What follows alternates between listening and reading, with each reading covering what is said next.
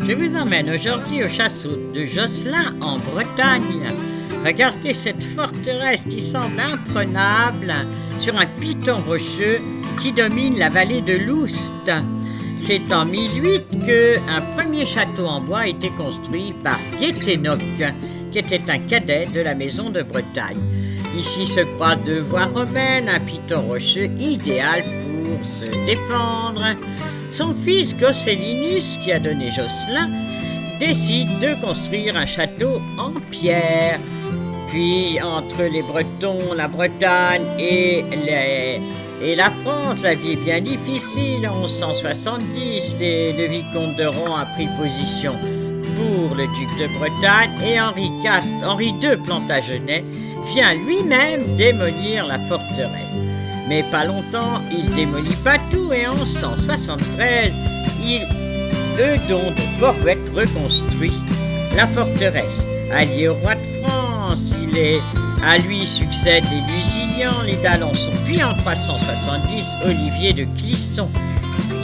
Alors là, c'est la forteresse. 9 tours, un donjon de 32 mètres de haut, une enceinte de 4500 mètres carrés, plus une résidence. Pas de chance, il s'oppose au duc de Bretagne, et la forteresse est reprise, et à sa mort, c'est Alain VIII qui hérite de cette résidence. Il construit une nouvelle résidence, puis c'est Jean de Rohan qui reconstruit un logis Renaissance, et en 1603, les Rohan deviennent ducs par la volonté du roi Henri IV, dont il est le général des armées. Les Rohan sont protestants et 1629, Richelieu fait démolir le donjon.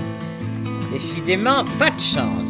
1694, c'est une prison de soldats anglais. 1758, c'est des prisonniers de guerre. 1200 prisonniers sont là. Enfin, les Rohan habitent Versailles et abandonnent totalement la forteresse de Josselin. En 1760, Louis III de Rohan-Chabot fait démanteler les tours.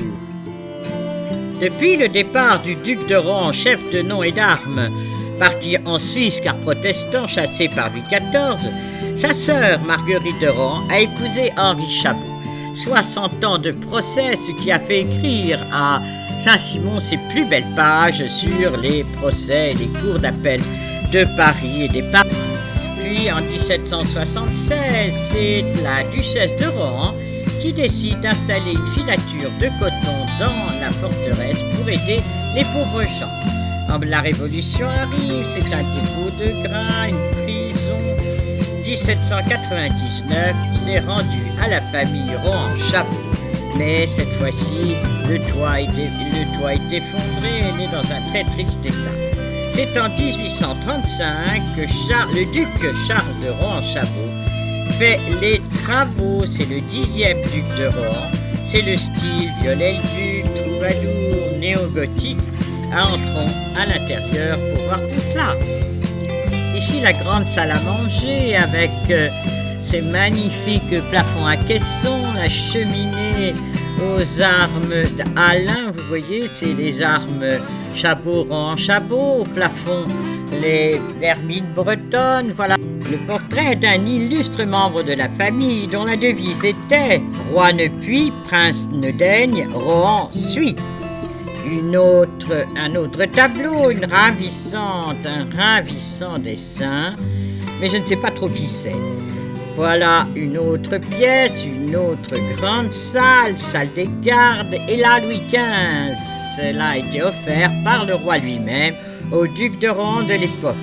Ici, Philippe Chabot, c'est la maquette du monument qui se trouve au Louvre, sculpté par Jean Goujon. Et voilà la salle des portraits, vous voyez, avec un petit escalier, on descend, c'est absolument ravissant cette pièce, avec l'escalier en colimaçon qui monte à l'étage, et regardez ces ravissants meubles avec les portraits des uns et des autres, et tous plus illustres les uns que les autres. Puis c'est l'antichambre avec les portraits en pied des uns et des autres, et le portrait de Louis XIV offert par Louis XIV.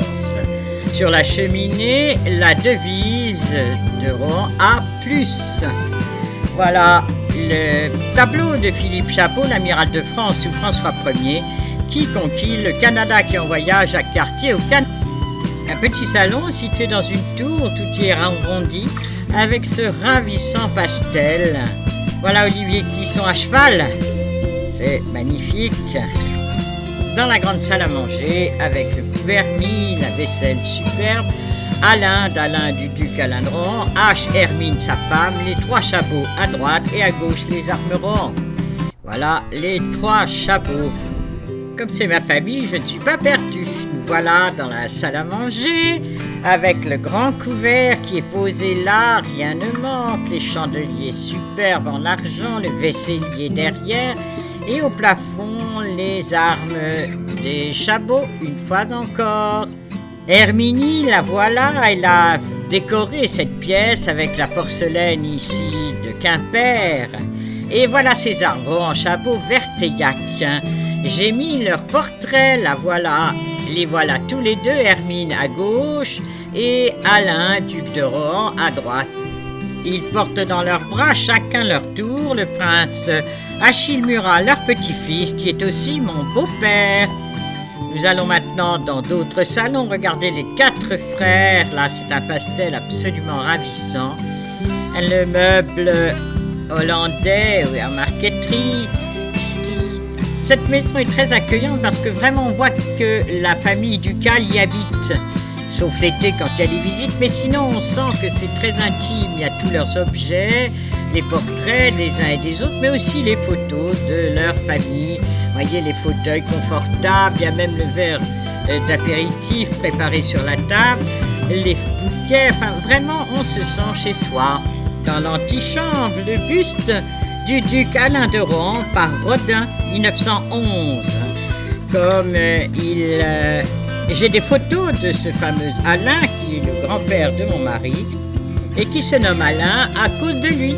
Voilà Marie de Rohan, la fille donc d'Hermine et d'Alain, duc de Rohan, Marie avec son fils, le prince Achille Murat. Vous voyez là la mode, le chapeau, les photos sont prises à Josselin pendant des séjours d'été probablement. Cette robe extraordinaire, cet enfant habillé en fille, pourtant c'est bien un garçon. Et voilà, nous laissons là la façade style troubadour néo-gothique de Josselin. Quittons la porte, elle très Viollet-le-Duc. Et je vous dis au revoir, à bientôt pour une autre visite.